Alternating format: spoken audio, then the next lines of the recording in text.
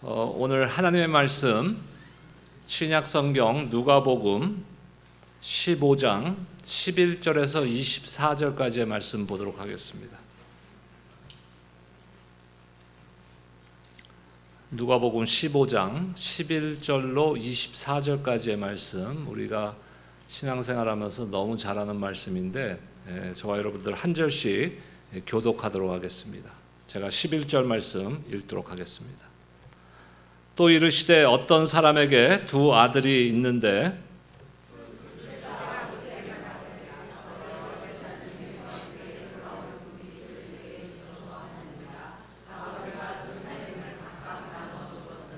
그 며칠이 안 되어 둘째 아들이 재물을 다 모아가지고 먼 나라에 가 거기서 허랑방탕하여 그 재산을 낭비하더니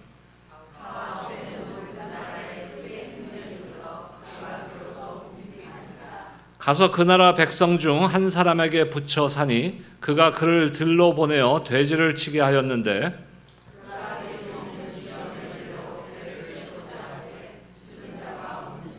이에 스스로 돌이켜 이르되 내 아버지에게는 양식이 풍족한 품꾼이 얼마나 많은가, 나는 여기서 줄여 죽는구나.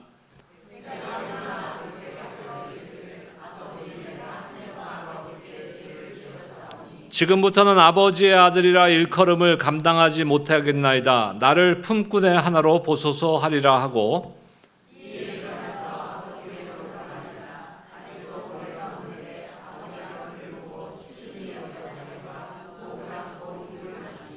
아들이 이르되 아버지, 내가 하늘과 아버지께 죄를 지었사오니 지금부터는 아버지의 아들이라 일컬음을 감당하지 못하겠나이다 하나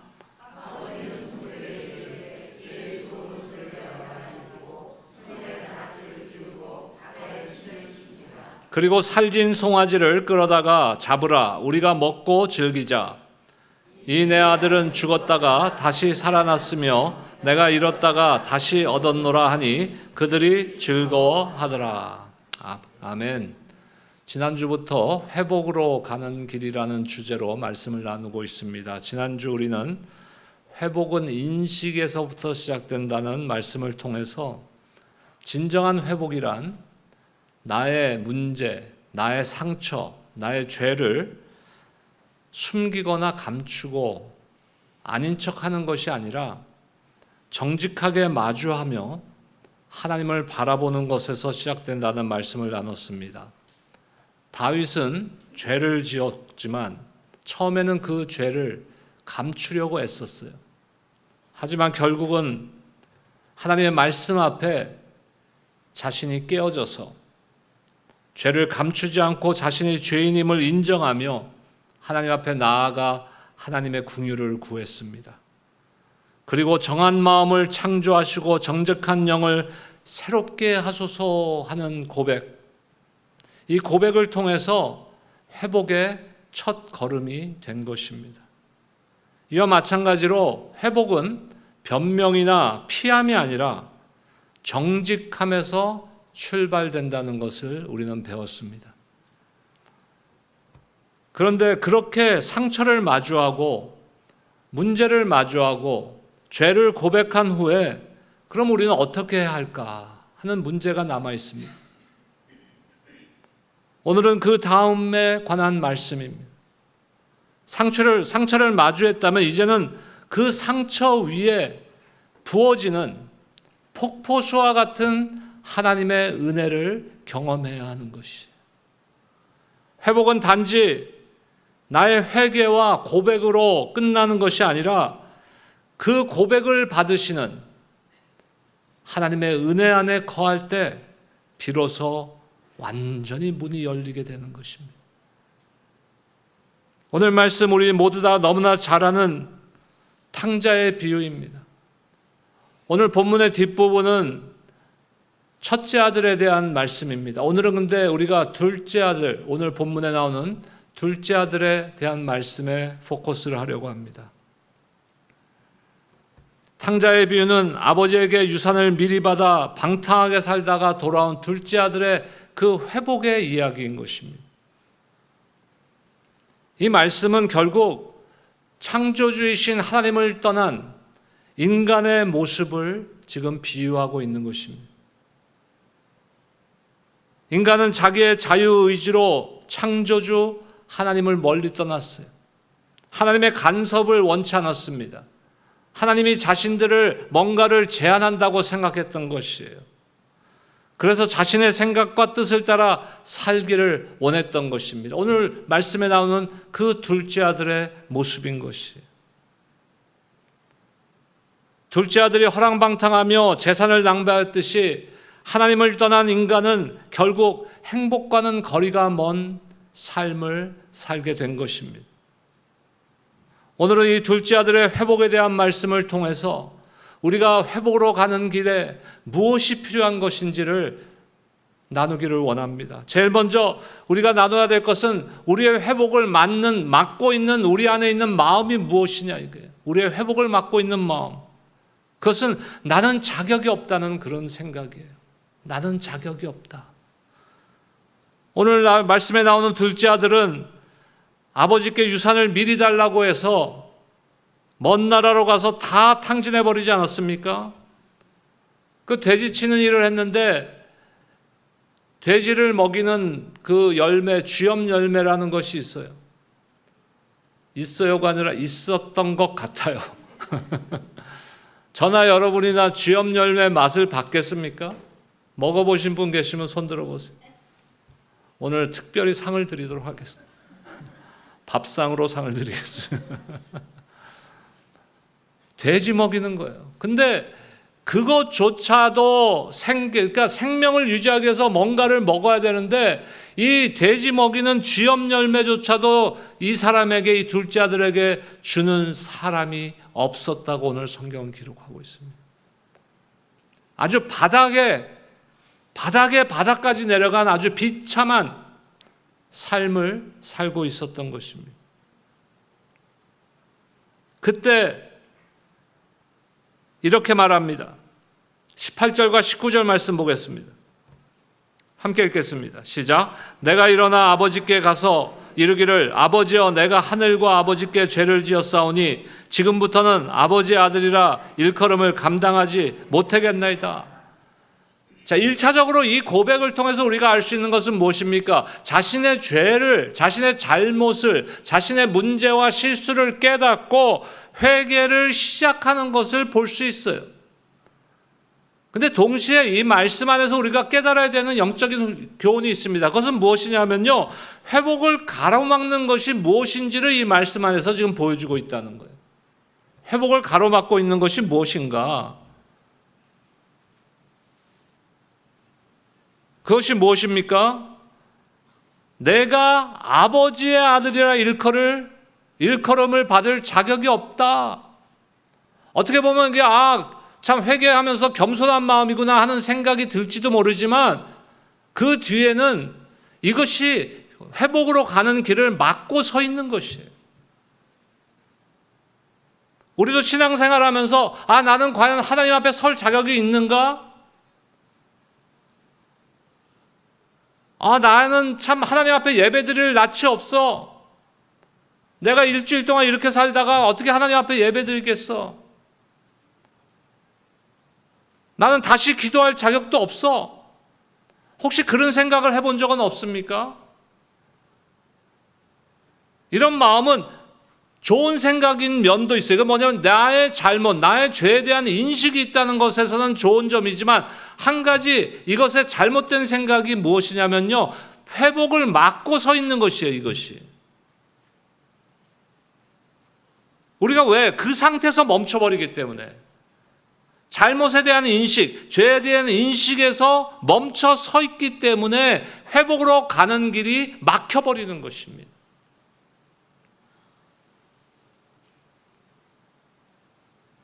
회복으로 가지 못하는 이유가 우리의 잘못이, 우리의 문제가 너무 커서가 아니에요.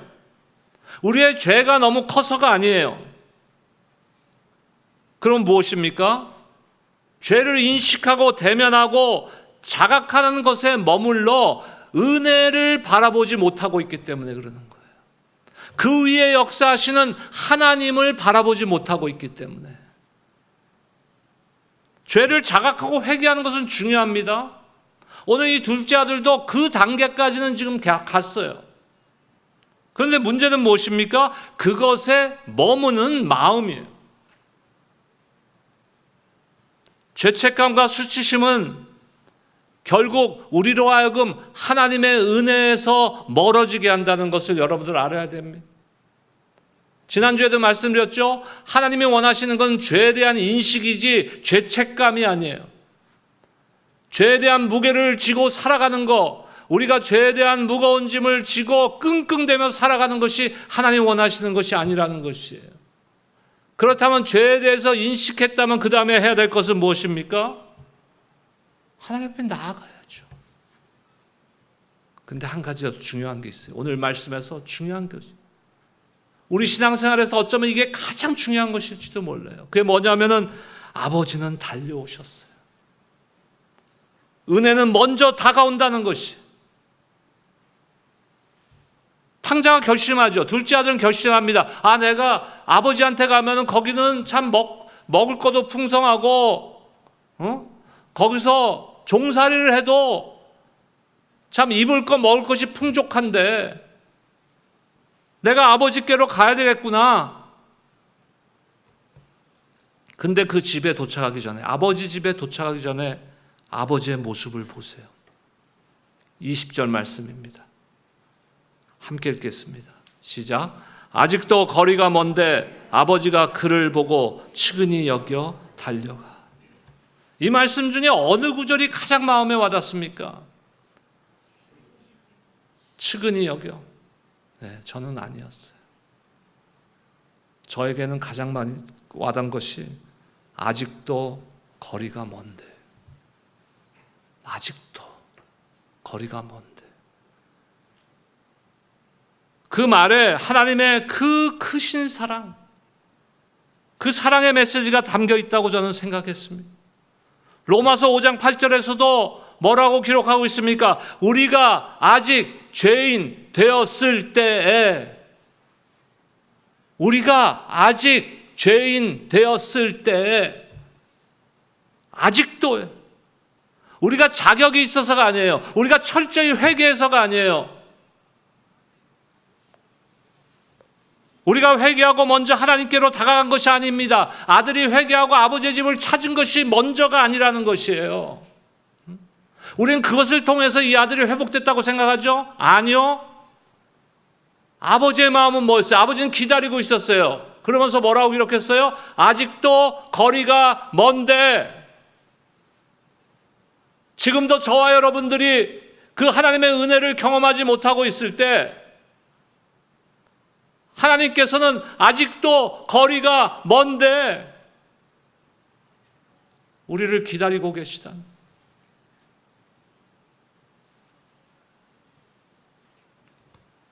그 아들이 완전히 회개해서 온 것이 아니에요. 완전히 깨끗해져서 정결한 마음으로 온 것이 아니에요. 아직도 거리가 먼데. 은혜는 거기서부터 시작되는 거예요. 우리의 신앙의, 우리의 삶의 모든 시작은요, 주도권, 누군가가 주도권을 쥐고 있어야 돼요. 이니시에이티브, 주도권을 쥐고 있어야 되는데, 만약에 나의 삶에 내가 주도권을 갖고 살아간다면 아직도 내 삶의 주인은 난 거예요. 하나님을 떠났던, 아버지를 떠난 이 탕자의 모습인 거예요. 아직도. 그 주도권이 누구한테 가야 돼요? 하나님한테 가야 되는 거예요. 하나님은 지금도 아직도 거리가 먼데, 아직도 항상 우리보다 먼저 우리에게 다가오시는 분이심을 여러분들 믿으시기 바랍니다.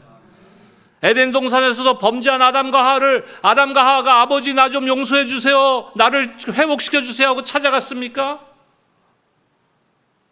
아니요, 하나님이 찾아가셨어요. 길에서 넘어졌던 엘리야에게도 먼저 떡과 물을 준비하신 분도 하나님이세요. 예수님이 십자가에 죽은 이슈에 낙심되어서 제자들이 터벅터벅 낙심한 상태로 엠마오로 가는 길에 주님이 직접 찾아가 주셨잖아요. 제자들이 원래 고기 잡던 자리로 돌아가서 낙심한 마음으로 이제 고기나 잡자 하고 있을 때 예수님이 그 자리에 찾아가셨어요. 얘들아, 고기 좀 잡았느냐?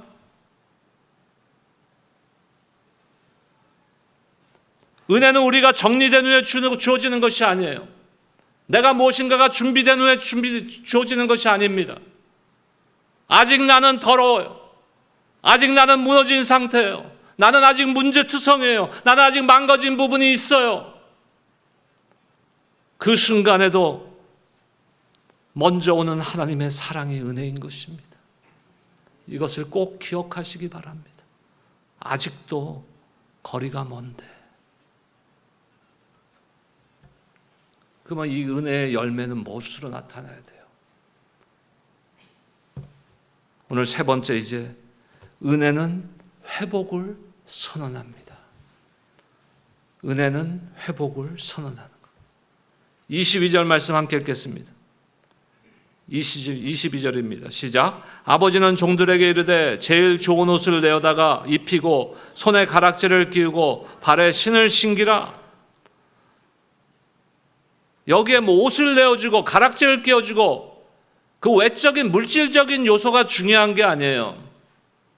지금 탕자는 무엇으로 막혀 있었어요? 자격, 나는 자격이 없어. 아버지의 아들이라 일컬을 자격이 없습니다. 아버지 집에 품꾼이라도 되겠습니다. 품꾼이라도 돼서 나를 용서해 주시면, 받아주시면 감사하겠습니다. 지금 이 아들은요, 자격을 얘기하고 있어요. 자격을. 근데 아버지는 무엇을 회복시켜 주시는 거예요? 물질을 회복시켜 주시는 거예요? 아니요. 이 아버지는 이 아들을 회복시켜 주시는 거예요. 아이덴티티, 정체성을 회복시켜 주시는 것이에요. 우리가 때로는 실수해요. 아버지 하나님의 마음을 슬프게 하고 아프게 할 때도 있을 수 있어요. 우리가 회개하고 주님 앞에 나아갈 때 하나님께서는 우리에게 말씀하세요. 그래, 너는 내 아들이야. 너는 내 딸이야. 그 정체성의 회복을 지금 선언하고 있는 것이. 쥐엄 열매도 못 먹고 가난하고 굶어 죽을 뻔했던 아들에게 좋은 옷 입히고 소 잡아서 고기 먹이고 가락지 끼워주고, 그것이 중요한 게 아니에요. 이 메시지는 아들로서의 회복을 선언하고 있다는 것이에요. 여러분, 탕자는 그저 용서만 받았으면 좋겠어요. 근데 아버지는 무엇을 준비했어요? 축복을 준비했어요.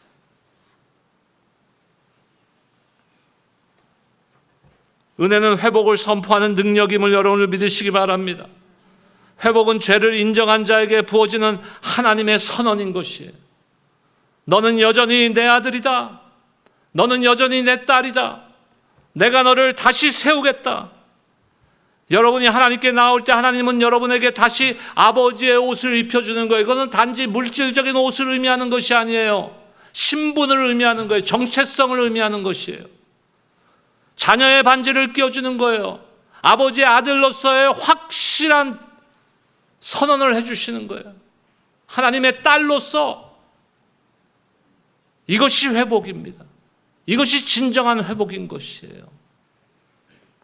우리를 다시 살게 하는 것은 이 회복인 것이에요. 아버지는 이제 명령합니다.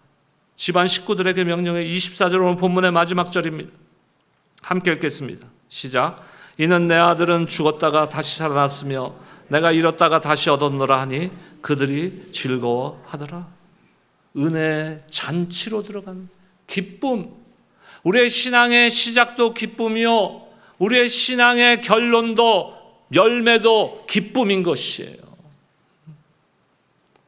모든 선교지에 선교사님들이 들어가면은 그 지역에 원래 토속 신앙들이 있어요. 그래서 크리스천리티, 기독교가 들어가도, 교회가 들어가고 뭐 중남미 같은 경우는 캐톨릭이 들어가도 그 토속 신앙들이 어느 정도 이렇게 막 섞여버리는 그런 경향이 있어요. 우리 한국도 마찬가지예요.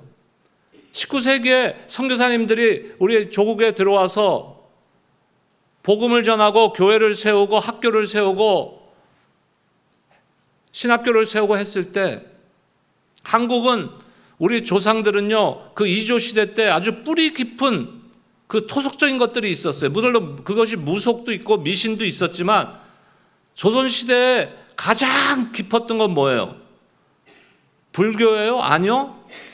불교는 절들은 지금 그 고려가 망한 다음에 이조 시대 때 다 산속으로 숨어버렸어요. 이조 때는 유교예요. 유교. 양반 사회. 그래서 우리 특히 남자분들, 자, 저를 따라하세요. 남자분들만 따라하세요. 안 따라하는 거 제가 지켜볼 거예요. 정신 차리자. 이거 안 따라하잖아. 정신 차릴 마음이 없는 거야 지금. 그 뭐예요? 미국에 40년 사니까 한국말도 안 되고 영어도 안 돼. 체념이 아니라 체면. 그래갖고 신앙생활을 이제 교회 가서 시작하는데 경건하래. 경건하요. 근데 조상대대로 경건함은 점잖은 거야. 체면이래 자꾸. 체면을 지켜야 되는 거예요. 그러니까 그렇게 조상대로 살아왔어요. 그 유교의 뿌리가 깊이 내려 있기 때문에. 그러니까 그게 경건한 것인지 알아요. 근데 성경에서 말하는 경건함은 무엇입니까? 다윗이 하나님을 찬양할 때 바지춤이 내려가는 것을 모르며 뛰면서 하나님을 기쁨으로 찬양한 거. 이게 유교적인 사상에서는 뭐예요? 에이, 점잖지 못하게. 근데 성경은 그것이 경건함이라. 성경은 다윗을 뭐라고 하나님께서 말씀하신다고 기록하고 있습니까? 나의 마음에 합한 자다. 내 마음에 합하게 나를 경배하고 예배하는 참 예배자다. 하나님께서 선언하시는 거예요. 근데 우리는 아직도 점잖은 것이 경건이라고 생각합니까? 무엇이 없어요? 기쁨이 없는 거예요. 기쁨이 없어요. 여러분 안에 기쁨이 회복되시기를 주의 이름으로 축원합니다.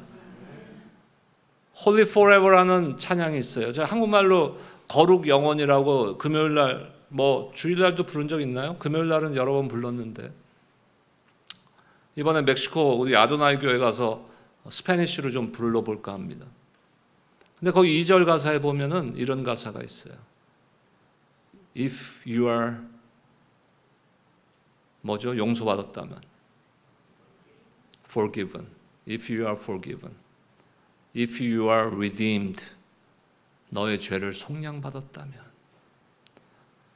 여러분들이 죄의 용서를 받고 구원을 받았다면 예수 그리스도의 십자가의 은혜로 속량받은 은혜를 경험했다면 무엇이 열매로 맺어져야 된다고요? 기쁨. 은혜의 잔치에 들어가는 여러분들 되시기를 주의 이름으로 축원합니다. 아버지의 집에 그 기쁨의 잔치에 참여하는 우리 주일 예배가 되기를 축복합니다. 많은 사람들이 용서를 받았음에도 Even though I'm forgiven, 이미 용서를 받았음에도 불구하고 기쁨에 참여하지 못하고 여전히 자격지심과 나의 수치심에 갇혀 살아갈 수도 있습니다. 하지만 하나님은 단지 우리를 용서하는 것으로 끝나는 것이 아니라 우리에게 참된 기쁨을 주시는 분이심을 여러분들 믿으시기 바랍니다. 회복은 슬픔과 고통의 자리에서 시작되지만 기쁨과 회복의 자리에서 완성되는 것이에요. 회복의 은혜를 입은 자는 그 은혜 안에서 기뻐하게 되는 것입니다. 결론입니다. 이제 우리의 삶 가운데, 우리의 신앙 가운데 은혜로 열린 회복의 문을 지나가시기를 주님의 이름으로 축원합니다. 오늘 이 시간 여러분에게 하나님은 이렇게 말씀하십니다. 아직도 거리가 멀지만, 아직도 거리가 먼데 너를 내가 보고 있다. 내가 너에게 달려가고 있다. 너는 여전히 내 아들이고 내 딸이다. 이 은혜를 믿는 여러분 모두가 되시기를 축복합니다. 날마다 이 은혜 안에 거하시기를 축복합니다. 그리고 은혜로 열린 회복의 문을 지나가는 삶을 사시기를 축복합니다. 그 문 너머에는 하나님이 예비하신 축복과 기쁨이 있습니다. 잃었던 자가 다시 얻는 기쁨, 죽었던 자가 다시 살아나는 기쁨, 그 아버지의 사랑, 그 하나님의 은혜를 날마다 바라봄으로 매일의 삶 가운데 회복으로 가는 길을 경험하는 여러분 모두가 되시기를 주님의 이름으로 축원합니다. 기도하겠습니다.